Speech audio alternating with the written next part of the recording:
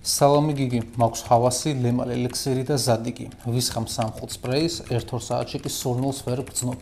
რაშია პრობლემა? კარგია რომ ასეთი სპეციფიური კითხვები მომდის, მოცემული სუნამოებიდან მაქვს ყველა და ზუსტად ვიცი მათი პერფორმანსიც როგორია. მოგესალმებით ჩემო სურნელოვანო მეგობრებო, მე ვარ გიგი და დღეს ვისაუბრებ თუ რატომ არ აქვს სუნამოების პერფორმანსი და როგორ გავახანგრძლივოთ იგი. სანამ ვიდეოზე გადავალთ, თხოვნაა გამოიწეროთ არხი და ჩავურთოთ არასღელაგე, მოწონების შემთხვევაში კი აუცილებლად დაალაიქეთ ვიდეო. ასევე სუნამოების შეძენა შეგიძლიათ საიტზე pshik.rt store, სადაც დაგხვდებათ უამრავი განსხვავებული ტიპის არომატი, როგორც ნიშური ან დიზაინერული სამყაროდან, ასევე ბიუჯეტურ კლონ ვარიანტებსაც ეხელავთ. შედით დაათვალიერეთ და სასურველი მათგანიც აერჩიეთ.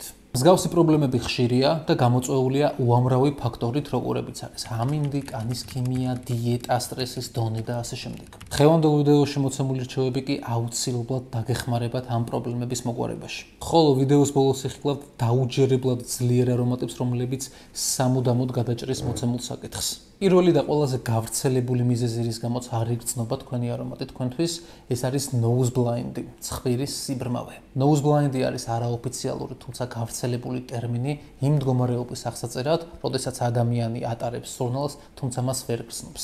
ეს ფენომენი მეცნიერებაში ახსნილი არის როგორც ტერმინი olfactory adaptation, ანუ ყნოსვითი შეგრძნებისადმი ცხვირის ადაპტაცია. შენს ცხვირში ყველაფერი ჯერ კიდევ ფუნქციონირებს, მაგრამ ტვინი აყუჩებს იმ სურნელს, რომელიც აღარ არის ახალი ან საშიში. ეს არის სხეულის გადარჩენის მექანიზმი. ძალიან ბევრ ადამიანს ჯერა და გონია, რომ მათი სურნამო უბრალოდ ასე ჰაერზე დასუსტდა, თუმცა უმეტესი მათგანი nose blind სიტუაციაში არიან. როგორ ავირიდოთ nose blind მდგომარეობა? პირველი არის ყველაზე მარტივი რჩევა, არ გამოიყენოთ ერთი და იგივე სურნელი ყოველ დღე. როდესაც პარფიუმერულ ამბებში ხარ გამოუცდელი და ერთი და იგივე სუნამოს იყენებ ყოველ დღე, ტვინი მას უკვე ძველ სუნამოდ აღიქვამს და მასზე არ რეაგირებს. ეცადე კვირაში მეორე ან მესამე სუნამო შეაშველო შენს როტაციას. მეორე არა მხოლოდ ტანსაცმელზე, არამედ სუფთა კანზეც გამოიყენეთ არომატი. კანი იძლევა უფრო ბუნებრივ ნატურალურ დიფუზიას, ტანსაცმელი კი ინარჩუნებს სუნამოს უფრო დიდხანს და ქმნის ასე ვთქვათ არომატულ ფონს. მესამე, არ გადააჭარბო რაოდენობას. როცა ვერ გრძნობს ადამიანის სურნელს, უფრო მეტ სისხამს იმ იმედით, რომ ამ შემთხვევაში მაინც იგრძნობს, მაგრამ ასრულებს იმით, რომ სხვა ადამიანებს გუდავს. დაიმახსოვრეთ, თუ სურნელს ვერ გრძნობ პირველ 10 წუთში, დიდი ალბათობით სხვა ადამიანები მაინც გრძნობენ მას. არც ერთ შემთხვევაში სუნამო არ გამოიყენოთ ყელის მიდამოში. ყელზე არსებული კანი არის ძალიან თხელი და მგრძნობიარე, შეიძლება გამოშლეს, გაღიზიანდეს ან ალერგიული რეაქცია მისცეს. ასევე სურნელი ზედმეტად ახლოს არის შენს სასუნთქ სისტემასთან, რაც იწვევს ან ცხვირის სიბრმავეს, ზოგჯერ თავის ტკივილს და ასე შემდეგ. ამიტომ სანამ გააკეთებთ დასკვნას, რომ სუნამო სუსტია, თქვენს გარშემომყოფებს კითხეთ, იქნებ გრძნობენ მას და უმეტეს შემთხვევაში დაარწმუნდებით, რომ ყველაფერი რიგზეა. მეორე უმნიშვნელოვანესი საკითხი. აუცილებლად შეამოწმეთ სუნამოს ავთენტურობა. ამ თემაზე აუცილებლად უნდა იცოდეთ, რომ გაუხსნელი ყუთით მის ავთენტურობას ვერ დაადგენთ, ვერც ბაჭკოდებით. სუნამოს ავთენტურობა დგინდება მისი ფლაკონის, ძირის, თავსახურის, ატომაიზერის და სპრეის ფოტოებით.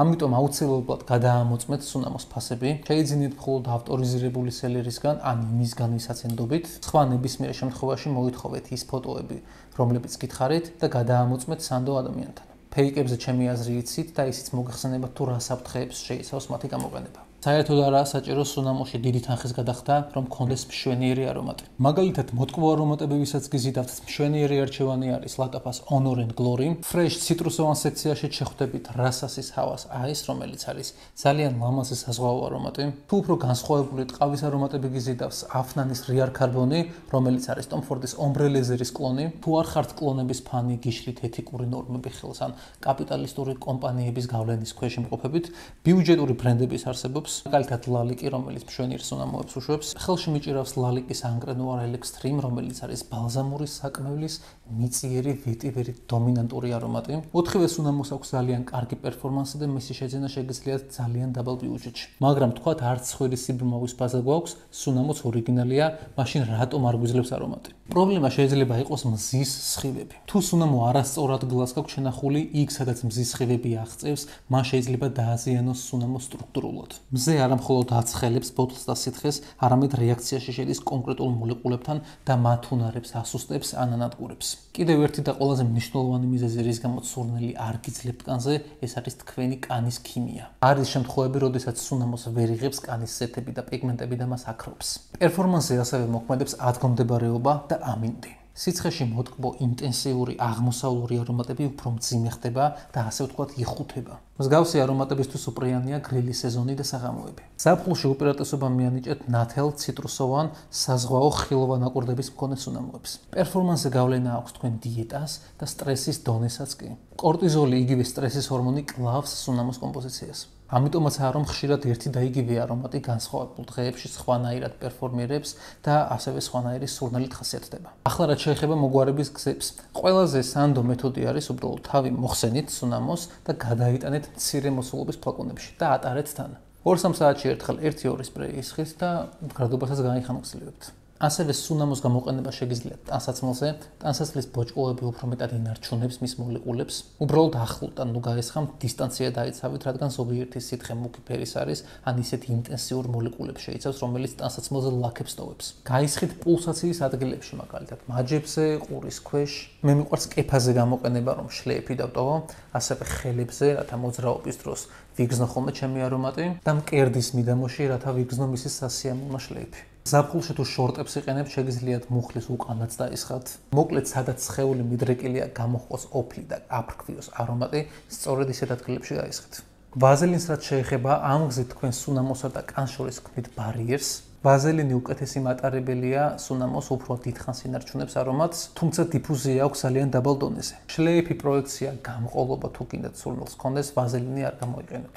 ამ სამი კრიტერიუმისთვის საჭიროა სუნამო აორთქლდეს და მისი სურნელოვანი მოლეკულები ჰაერში გაიფანტოს, რათა სხვა ადამიანმაც იგრძნოს მისი არომატი. ვაზელინზე კი აორთქლების მომენტი შესუსტებულია. ახლა კი გადავიდეთ სუნამოებზე, რომლებზეც არასდროს მსმენია ვინმეს დაეჩივლა. აქ როგორი კანიც არ უნდა გქონდეთ, ამ არომატებმა აუცილებლად უნდა გაგიძლოთ წესით. მაგალითად, ნასომატოს დურო, თავისი მჭრელი სპაისების, მასკულინური ხის ნოტებისა და დომინანტური ტყავის არომატით. ბიუჯეტურ ვარიანტში არის ჰავას ბლეკ და სუფრემესი ნოთონლი ინტენს, რომელთა მდგრადობაც ცდება ყველაფერს. ორივე არის ნიშანი ჰაშვატი ჟანრი, მიწიერი ხავსი ანანასის ხილოვან ნიუანსებთან ერთად. უძლიერესი არომატი არის ინიშიოს საიდ ეფექტი, ვისაც ხიბლავთ რომის, თამბაქოსა და ვანილის კომბინაცია. აკვატიკურ არომატებში ერთ-ერთი საუკეთესო მდგრადობა და შლეიფი აქვს. ორტო პარიზის მეგამარს, არაბული მიმართულებით ბალზამური არომატები თუ გაინტერესებთ, გირჩევთ ამუაშის ინტერლუდს. მოკლედ არსებობს ძალიან ბევრი არომატი, რომელსაც აქვს ფანტასტიკური მდგრადობა, უძლიერესი პროექცია და შლეიფი. ამ თემაზე ვიდეოებიც მიდევს, შეგიძლიათ გადახედოთ.